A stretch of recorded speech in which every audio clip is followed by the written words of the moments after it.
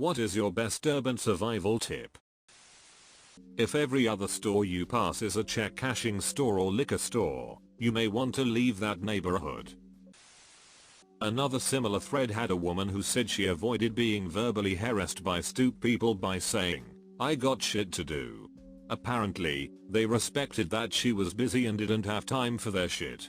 I have avoided 2 muggings with this tactic. In one case the guy had a knife out. I yelled, "Not right now," and jogged past. Before people jump on this as a bad strategy, this wasn't a thing I planned to do. It was instinctual. I was delivering pizzas once in a sketchy part of town. As I walked down a stoop that was a bit crowded with people, a big guy got up and said, "Give me all your money." I replied, with a puzzled look, "But then I wouldn't have any money." He looked really confused for a minute as I walked past him and drove off. Then there was a time when I delivered a pizza to the back table of a bar, and the guy threatened me with a knife and said, "Leave it." I put the pizza down on the table, walked to the front of the bar, and called the police. When they got there, 10 or 15 minutes later, this criminal genius and his friends were still sitting there eating pizza. If you see a sign that says, "Beware of pickpockets," do not instinctively pat the pocket with your wallet. Usually the sign is out there by the pickpockets to see where your wallet is. Keep your eyes and ears open. Have situational awareness.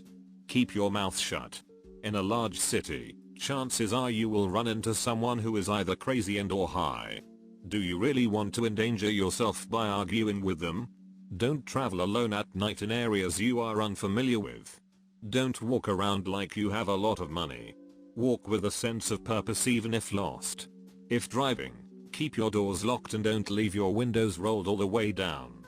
When parked, make sure you don't have anything of value that can be seen from the outside. Even something like $1 or coins could tempt someone to break window. Subways and buses are cheap ways to move around. You can usually find decent and cheap food in more ethnic areas. Just have to know where to look. You see gum on the street, leave it there. It's not free candy. There are, like, 30 Ray's pizzas. They all claim to be the original, but the real one is on 11th. If you see a sign that says, "Peep Show," that doesn't mean that they're letting you look at presents before Christmas. Never use ATMs. They record the serial number on the bills they give you and send it to the government, who then figures out what store deposits the bills and knows where you shop. Holiday Inns are sentient beings, tied in a large collective mind, with their own agenda. The people working there are just pawns. People sleeping there are warped in subtle ways, and sometimes just disappear. Try somewhere else if you need somewhere to stay the night. The ice cream guy at the corner of 9th and Liberty keeps a talking human head at the bottom of his cart. For a silver dollar you can ask it a question. It knows who wants to kill you, and why. I call it my city face. Sunglasses where you can't see my eyeballs. Earbuds that may or may not have music playing in them. Deadpan expression while walking with purpose. No one will bother you for anything. That's because your donk is hanging out between your zipper. Act like you belong there and have been doing it your whole life. In a similar thread once, someone mentioned that they always take a snack with them to munch on if they're walking around a nasty area. Chewing on something somehow seemed to give off a casual, "I belong here" vibe. It reminded me of George Costanza and his apple chewing while on the phone. Dress like you have no money to beat out of you. One time I was sitting at a park with about 4 other people sitting within 100 feet of me. A homeless lady starts going up to the other ones asking them for money. She then starts walking towards me, takes a look and just walks away. I'm still not sure if I should have been insulted. Trust no one. Don't look like a victim. Don't be nice, but be respectful. Don't give money to anybody, and you don't owe anyone who asks an explanation, or even a second of your time. Keep your $600 phone in your pocket when walking around strange places. Use a wristwatch so you're not taking out your phone to check the time. Edit. This method is meant to prevent pickpockets and low-life thieves from knowing which pocket your phone is in, so it's harder for them to steal from you. It's also less time that your phone is out of your pocket. And regardless of price, it's much harder to steal a wristwatch than a smartphone. One is secured to your wrist and doesn't make as much movement to check the time. I have a really nice wristwatch. So I carry a shitty phone to look at instead of my watch, and then I wear another, shitty watch on my other wrist to look at instead of my other, much nicer phone. This plan doesn't seem inconvenient at all. Walk rapidly and with a purpose. With your head up, chest out and shoulders back like you know where you are, where you're going, and that you know 100 ways to kill the people around you in hand-to-hand combat.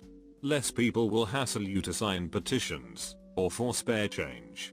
It also may help prevent you from getting mugged. Source: Native Chicago. If a tourist, don't openly stand gawking at a map on a street corner, especially in a city with questionable crime rates.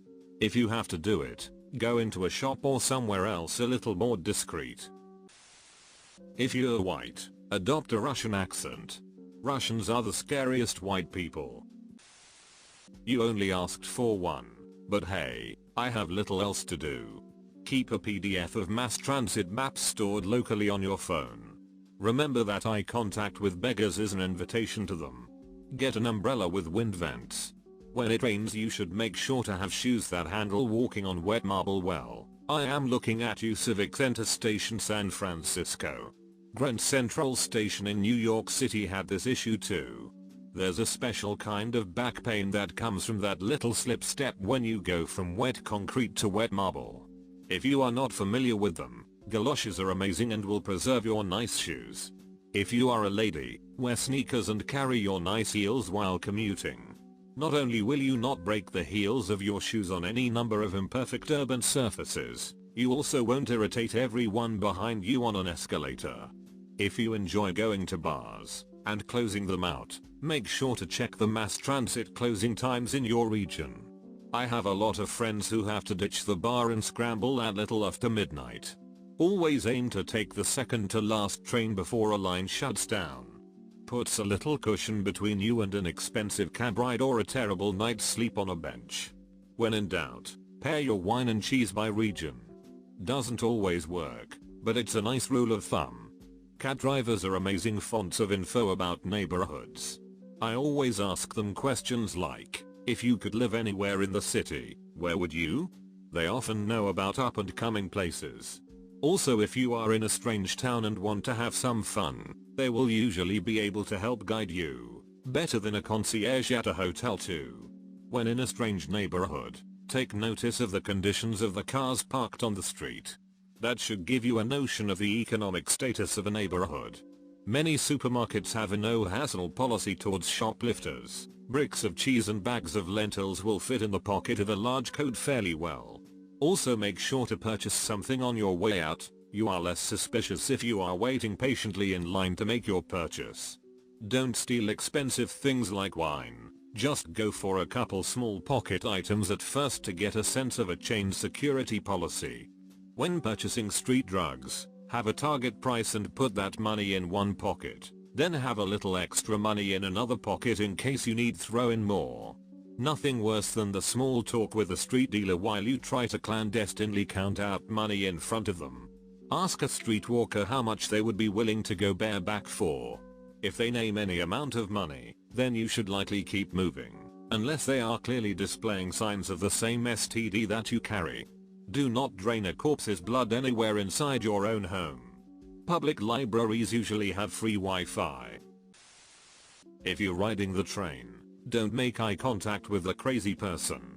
If no one is looking at you, you are the crazy person. What's with everyone in this thread saying to avoid pavement gum? I've been living in Chicago for 15 years, and I have to say the pavement gum here is among the finest in the country. If charities try to give you candy, don't take it because it is a tactic for them to make you donate more than the candy is worth. It happens a lot on Toronto, and probably other cities more so. Always have somewhere to be, and act like it. People who meander are the ones who get harassed and or mugged. On the escalator, stand right, walk left. You will survive when I don't run you over trying to catch my train. Edit. Some countries stand left, walk right. Do as the locals do. Also, Japan apparently is awesome at this.